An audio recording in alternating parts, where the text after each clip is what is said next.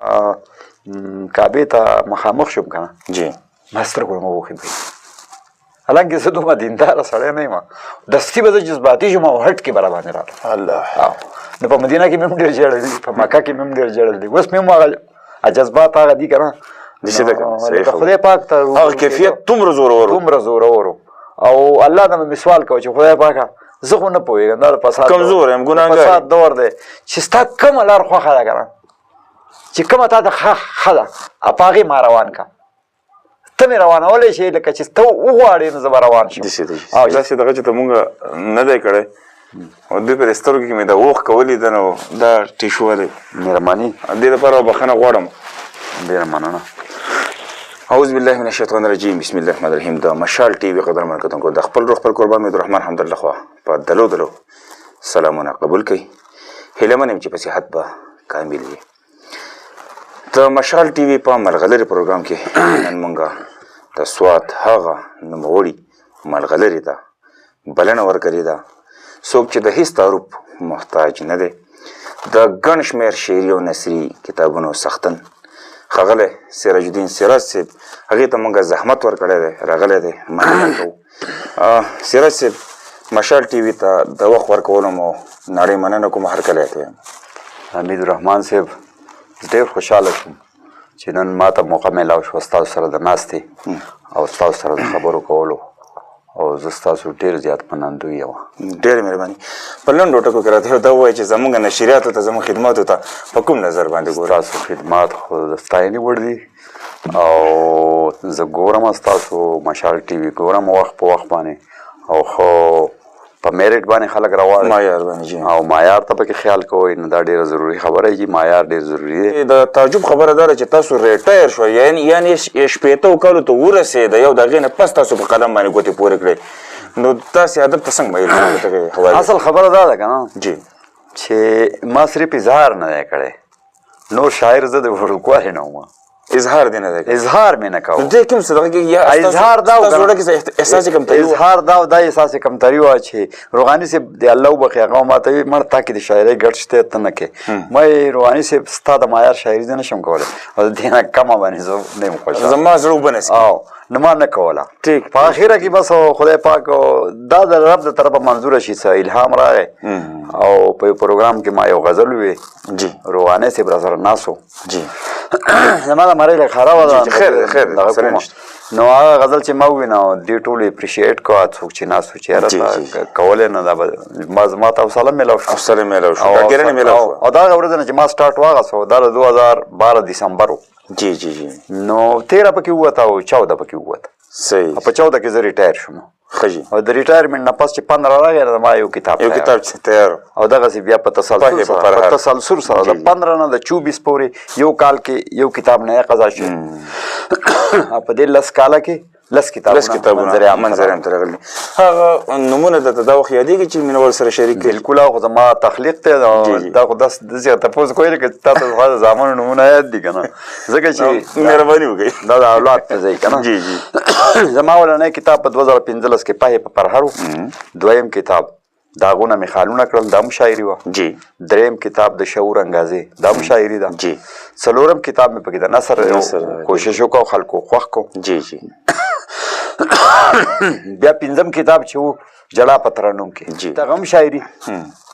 او د هغې نه وروسته بیا مې د ټپو یو کتاب وکړو جی اولنی کتاب دغه ما یو دغه یې ښودی و چې یاره دا ټپې به په دې باندې کار کومه نو اولنی ایسه چې راله خلکو د هغې ډېره ستاینه وکړه نو بیا په دې منځ کې مې غم نم او صنم بیا د شاعرۍ کتاب وکړو او بیا مې پسې د ټپو 2 کتابونه پرله پسې نور وکړو او بیا په آخره کې اوس دا بل راغلی دا د شاعرۍ کتاب راغی د درد تصویر نه 10 کتابه زما برابر شو ماشاءالله موږ ته مبارکي وایو په دې دومره کار وزیار باندې کوم یو سیم کې مو ډېر زیات کار کړی او کوم یو سیم مو ډېر زیات خوښېږي نه خلکو ته ښکاره ده ټول خلک وایي که نه جی او بیا علي خیل دریاب صاحب ماله د دې خطو په دغه کې شهنشاه قط ته خطاب درکړی دغه خطاب زه د هغه ډېره زیاته مننه کوم چې زه په دې لقب باندې ونازولم او بله خبر دا ده چې دا یو ریکاګنایز سړی دی پوهنتون د پښتو څانګې چیرمن دی نو دا زما دپاره د اعزاز خبره وه. جی جی یعنی قطه شوه قطه شوه قطه زما سپیشلیټي شوه. نور خو زه غزل هم لیکم نظم هم لیکم. لنډو ټکو کې راته ویلی شئ چې موږ سره وخت دومره کم دی دا لنډ ټکې ځکه یم تاسو دغه خو په مثال د دریاب نه تپوسونه کول دي وخت را سره دومره نه وي. شاعرۍ ته د تعلیم څه ضرورت وي؟ یاره جي شاعري داسې شی دی که نه چې دې ته لکه تاسو به لیدلي ډېر خلک داسې چې هغو الف بې نه ویلی هغه شاعري خو دغه حده پورې ضرورت دی چې لکه په شاعرۍ کې وسط پیدا کولو لپاره د پوهې او تعلیم ضرورت تجربې ضرورت دی انپړ سړی په هغه انداز کې خپله شاعري نشي پالش کولی کم چې بیا یو تعلیم یافته سړی پالش کولی شي. ټیک شي ډېره مهرباني. شاعر مو کوم خوښ دی دې باندې به ته لږ سوال ګران ځکه دی خفګان ته اکثر جوړېږي د کوم شاعر نه ډېر زیات متاثر دی؟ یاره جي زه به تاسو ته دا ووایم چې شاعري چې څوک هم کوي که نه په دې بعضې وخت کې داسې وشي چې یو نوی یو نوواریدو سړی ښکلی شعر ولیکي نو شاعران ټول ښه دي او د هر شاعر خپل انداز دي خپل مقام دی خپل مقام دی. خو زه په شاعرۍ کې زه چې شاعرۍ ته راغلی یم زما د شاعرۍ نه د انسپایر کېدو د ټولو نه غټه منبع چې وه نو هغه روغانۍ صاحب دی چې هغه سره زه 40 کاله یو ځای ګرځېدلی وم. جی جی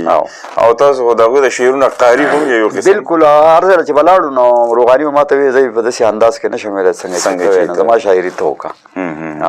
ټیک دی. اسې موسیقۍ باندې خو موږ ډېر کم لیدلی خو فنکارانو کې دی څوک خوښېږي؟ فنکاران اوس خو لږ بوډا شوم زړه زور مې کم شو نورو زه به بغیر موسیقۍ نه وده کېدم نو چې هلک وم دغه دی دا زما. اصل د ګلنار بیګم نه زه په خپله ډېر زیات متاثر یم د هغې متعلق ته څه خیال دی؟ یاره ګلنار بیګم خو یاره دانه وه په پښتو کاري کړی کې او د هغې په اواز کې چې کم میټاس درد او کم درد و پکې نو هغه به ما ډېره په غور اورېده او ما سره په وخت کې ورکوټې غوندې ریډیو وه د یو بینډ والا او بس چې د ګلنار بیګم اواز به راغی نو زه به پسې په منډه راتلم او هغه مې تیز کو دغه به مې کو. ډېر ښه ډېر ښه. د هغې دا یو کلام نه دی جی چې نری باران دی پاس په لوړو وروینه او جوړې کورمې ته نصیب راوړي دا په کورمه کې واده وه او جانانه لاس راکړه چې دواړه سره ځو. ډېر ښه. دا زما د هغې شاعري ټوله زما فیورېټ وه. ټیک شاعري نه خو د هغې سینګ وینا. استاد صاحب تر اوسه مو څومره ملکونو ته سفر کړي؟ یاره جي ملکونه خو اول زه د 2000 کې کله چې امریکا په افغانستان ته نوې راغلو حمله وکړه نو موږ زه او روغانۍ صاحب د هغه په نوم باندې یو پروګرام افغاني هوټل لخ کړی و هغې افتتاح و هغې له ما روغانۍ تلي دې نه مخکې ما د بهر ځای دوره نه وه کړې. بیا زه په 2022 کې دوبۍ ته لاړم لور کره زوم کره نو یو میاشت مې هلتې وویسته بیا سږ کال یې زه عمرې له لاړم نو مبارکي درته وایو شکر د الله تعالی ډېر لوی احسان وکړو. نه هغه عمره پکې هم وشوه او د سعودي عرب هغه حالات مې هم ولیدو د مزدورکارو حالات مې لیدلي پریکټیکل کار مې هم ولیدو او د هغو هغه مصروفیات د هغو مجبورۍ مې ټولې د مخې ته بس مخې ته کېږي. د دې نه علاوه د عربو په کلتور باندې مې هم پوره نظر و چې یاره د دې دا ژوند څنګه دی او دغه بود و باش څه دغه او نه دا ټول مې د نظره تېر شو هغه مقدس مقاماتو ته لاړم خدای پاک د هغې دیدار نصیب کو ځکه چې زه دغه غوندې سړی یم عجز سړی یم او زما دا تمه هم نه وه چې زه به لاړ شم داسې ناڅاپه روان شوم چې اړو پوه نه شوم سیده تللی وم بینک نه مې پیسې راویستلې وې ایجنسۍ ته لاړم او چې کور والا خبرېدم دا خو الله تعالی رضا شي هغه خپل بنده وغواړي او هلتې زما دا کیفیت و چې زه به کعبې ته مخامخ شوم که نه جی ما سترګو نه مه وښي حالانکه زه دومره دینداره سړی نه یم دستي به زه جذباتي شوم او هټ کې به راباندې راغلم الله نو په مدینه کې مې هم ډېر ژړل دي په مکه کې مې هم ډېر ژړل دي اوس مې هم هغه جذبات هغه دي که نه لکه خدای پاک ته هغه کیفیت دومره زورور او الله ته مې سوال کوه چې خدای پاکه زه خو نه پوهېږم دا د فساد کمزور یم ګناهګار فساد دور دی چې ستا کومه لار خوښه ده که نه چې کومه تا ته ښه ده په هغې ما روان که ته مې روانولی شې لکه چې ته وغواړې نو زه به روان شم. شکر دی اول وړاندې خو شاعري دا ده چې الله تعالی خپل کور ته روبللی بیا د باندې دیدارونه وکړو بیا دومره احساس ته وستو شو نو انسان ګناهګار یقینا چې زما اشاره هر انسان ګناهګار دی انسان د غلطۍ دغه د خلک خبره کوي نو په دې باندې دا ډېره زیاته خوشحالي خبره ده او موږ درته بار بار مبارکۍ ویلې یو ځل درته بیا وایم مهرباني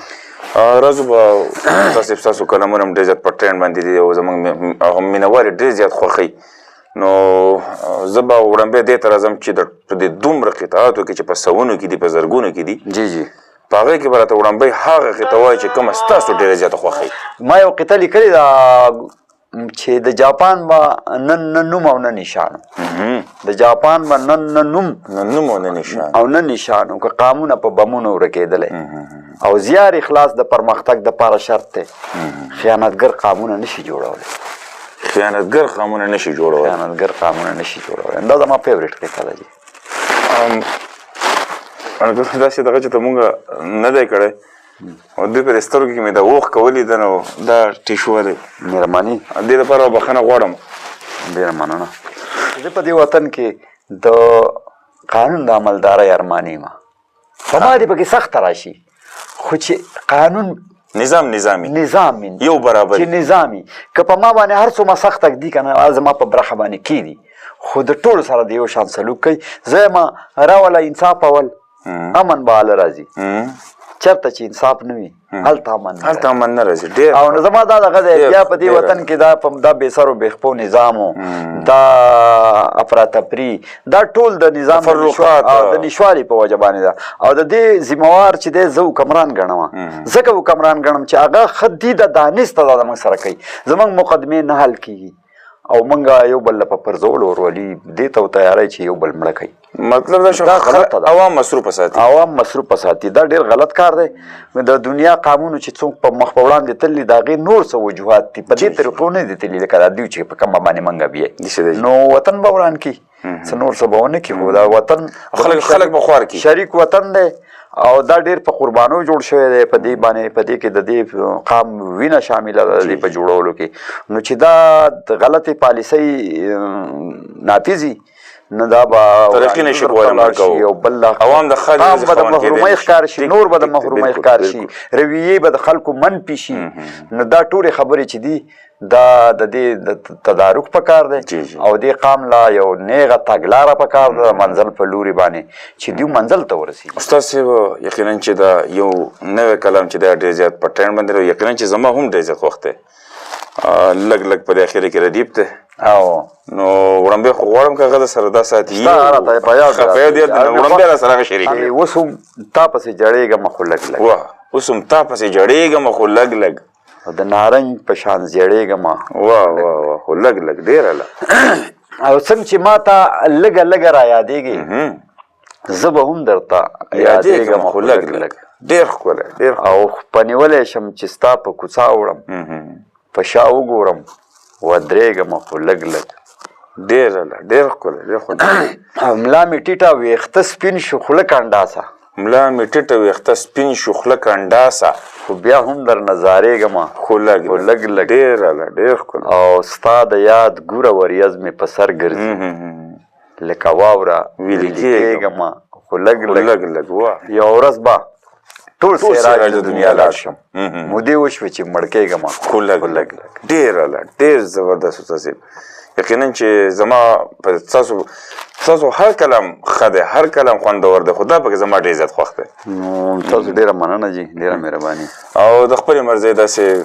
څو قطعې یو کلام نیمه غره کې شریکولی شي زما یوه قطعه ده چې ژوند مو تېر شو زنده‌باد او مرتباد کې ژوند مو تېر شو زنده‌باد او مرداباد کې ډېر برباد زموږ په چغو زنده‌باد شو ډېر برباد زموږ په چغو زنده‌باد شو او موږ له هغسې برباده زندګي کړو نه آباد شو او نه امکان شته چې آباد شو دا د دې نه خوا زه به دا وایم چې دې نه خوا تیاره ده او بیا بله قطعه ده چې محنت کوي هغه سرخرو کېږي چې محنت کوي هغه سرخرو کېږي او کار چې نه کړي په تیاره پسې ځغلي او د مبتخورو نه خو هغه هندوخه دی چې وزګار شي هسې نه کښېني څه تلي ډېر دغسې بله قطعه ده چې روماني قطعه به درته ووایم چې ستا د نازونو اداګانو لوګی ستا د نری نری خندا به وشم د ژوند نه ځکه مزې اخلمه چې زه څه شوتل نه یم چې بیا به وشم. ډېره په ټرینډ په پښتو او پښتونولۍ باندې ما قطعې ډېرې لیکلي. یوه دا ده چې پښتو زموږ پیژنګلو ده. پښتو وایي، پښتو لیکئ، پښتو لولئ. دا یوازې ژبه نه ده، دستور هم دی. هر عمل مو د پښتو په کاڼي تلی. هر عمل مو د پښتو په کاڼي تلی. او بله قطعه ده چې حساس زړه او ویښ ضمیر، اعلی کردار او وفا مینه. حساس زړه او ویښ ضمیر، اعلی کردار او وفا مینه. دی اصل دولتونه د بنګلو نه علاوه او ما ډېر غریبان ولیدل، حیران ګوته په خوله شوم. دا ټول ورسره نه وي د روپو نه علاوه. زه چې دې بعضو دغه ته وګورم استاد صاحب، دې کې د معاشرې دومره زیرک نظر استعمال شوی دی چې زه به یو پیر ما وویل د دې نه اخواته لږه مطلب هغه تیاره ده لکه چې ته مې د خوږ ژوند د کتاب پاڼه یې او پهه د تریخ وخت د پرهارونو یې او تا مې د زړګي دنیا رنګینه کړه، ته مې پر پرکې د رنګونه. واه واه واه ډېر او څنګه چې سترګې د نظر د خوا نه نه ځي، څنګه چې سترګې د نظر د خوا نه نه ځي، داسې څړیکې د پرهر د خوا نه. واه واه واه واه. او مجبوري وي چې د خوږ جانان جدا شي، په وس هېڅوک د دلبر د خوا نه نه ځي. واه واه ډېر. او د ښار د جونو په پوډرو باندې لیو مخونه زما د ښکلي یار ساده جمال ته چرته رسي. واه واه. او چرته د رب کاریګري، چرته د خلکو هنر، د کائناتو د خالق کمال ته چرته رسي. ډېر ښکلی استاد صاحب، ډېر. او داسې پیمانه د حسن چرته ده څوک چې پې د یار د ښایست تولو کي او ستا لشې لشې ازغې ازغې باڼه باغ ته لکه څوک د غنو شپولو کي. او بله قطعه ده چې ستا د نازونو اداګانو ډوګې، ستا د نری نری خندا به وشم. د ژوند نه ځکه مزې اخلمه چې زه څه شوتل نه یم چې بیا به وشم. چې حسد لمبه کړي ایره کړي عمر له د نورو په سپرلو سوځي او موږ خپل غمونه دومره نه سیزي څومره چې د بل په خوشحالو. ډېر ښکلی استاد صاحب، ډېره مهرباني. حاجي کتونکو دا و ښاغلی نوموړی سراج الدین سراج صاحب چې تاسو یو خوندورې ګټورې خبرې، خوندور قطعات، خوندور کلامونه واورېدل. همدې سره زموږ دا نننۍ خپرونه پای ته رسي. تر بلې خپرونې پورې خپل روح حمیدالرحمن همدرد او جناب سراج الدین سراج صاحب ته اجازه ورکړئ. په لویه لمس سپارم د خدای په امان.